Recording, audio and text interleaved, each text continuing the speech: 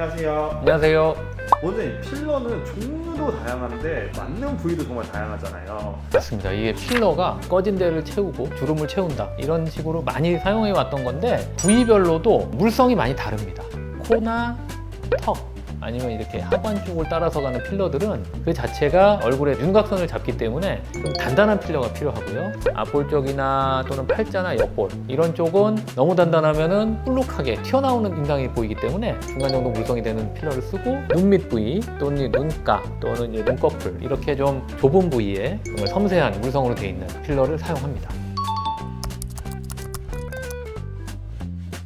코 부위는 생각보다는 간단한 부위이기도 하지만은 양이 많이 필요하진 않아요. 어떤 분들은 0.5에서 1cc면 충분하고 그 이상이 넘어가는 분들이 많지는 않은데 예컨대 저희들이 쓰고 있는 뭐 주베룩, 주비덤, 벨로테로, 레스틸렌, 아말리안 이런 약간 고가군에 속하는 외제 필러들이 어떤 세월을 거치면서 입증이 된 소재라서 가격 부담이 있더라도 좀 효과적이면서 다른 부작용이 없어야 된다. 이럴 때는 추천을 해드리고요. 국산이라고 해서 지금 뭐 질이 떨어지거나 이런 건 아니죠. 리주비엘이라든지 큐티필 이런 재료들도 단단한 필러이면서도 섬세하게 모양을 잡는 데 용이하기 때문에 국산 필러의 어떤 수요층을 가지고 계신 분들한테는 널리 권해드립니다.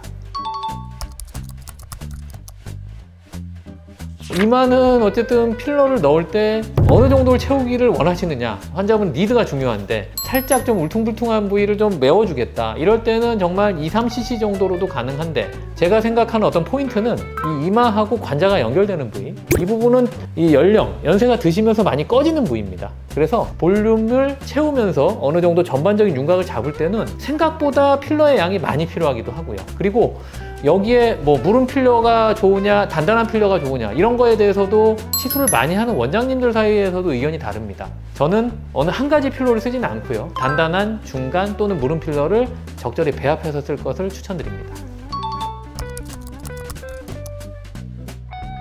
애교하고 눈 밑 필러 이런 부위들은 이 부분이 불룩해지는 걸 싫어하시기 때문에 필러에 대해서 거부감을 가지고 계시는 분들도 있고요. 그만큼 어떤 양에 있어서 욕심을 낼 부위는 절대 아니고요. 원래 가지고 있는 윤곽선에서 조금 채우면서 주변하고 융합시킬 수 있는, 그래서 눈 밑에 쓰는 필러들은 좀 무른 필러 중에서도 주비덤, 벨로테로, 레스틸렌 이런 쪽이 조화를 이루기가 적합하다고 여겨지기 때문에 1차적으로는 그렇게 권해드립니다.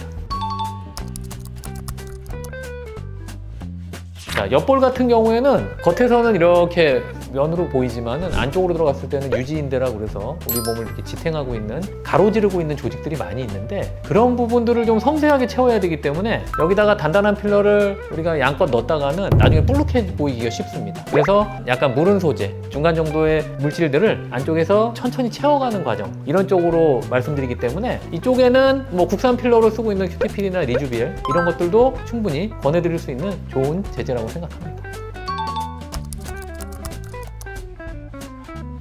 팔자는 이게 꺼져가지고 생기는 게 있고 위쪽에 볼살이 늘어져서 생기는 경우가 있고, 일단 채운다는 관점에 있어서는 콜라겐 스티뮬레이터, 뭐 주베룩, 올리디아, 콜라겐 있지만은 그래도 이 부분은 좀 단단하게 지탱해야 되는 효과들이 필요로 하는 그런 부위입니다. 그래서 팔자 필러에 있어서는 바닥에 거치시킬 때는 단단한 걸 좀 쓰고요. 이 팔자 라인을 따라서 갈 때는 중간이나 묽은 필러를 선호를 하는데 그 자리에서 지탱하면서 탄력 효과를 볼 수 있는 주비덤, 볼리프트나 레스틸렌, 볼라이트 이런 것들을 추천해드립니다.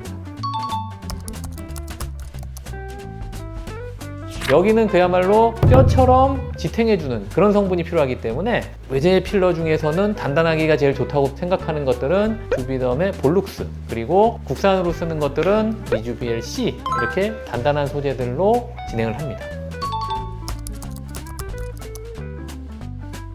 입술 부위는 원하시는 어떤 입술의 모양이나 또는 이제 양 이런 것들이 개인차가 많이 있기 때문에 양이 그렇게 정해져 있지는 않습니다. 무른 필러로 할 때는 필러가 들어갔을 때 이물감이나 그런 불편감은 적지만 우리가 식사도 해야 되고 늘 얘기도 많이 하고 이런 부위이기 때문에 필러가 쉽게 꺼집니다. 그래서 전반적으로 다듬는 또는 입꼬리를 올려야 된다 이런 목적일 때는 좀 무른 필러를 쓰더라도 볼륨을 만들면서 약간 탱탱한 분위기를 만들려고 할 때는 중간 정도나 약간 단단한 필러를 사용을 하는데 입술 필러의 기본이 되는 것들은 주비덤의 볼리프트나 또는 벨로테로 소프트 이런 쪽을 선호를 해서 모양을 잡아놓고 중간에 어떤 섬세한 조정을 할 때는 그거보다는 조금 더 단단한 필러를 쓰기도 합니다.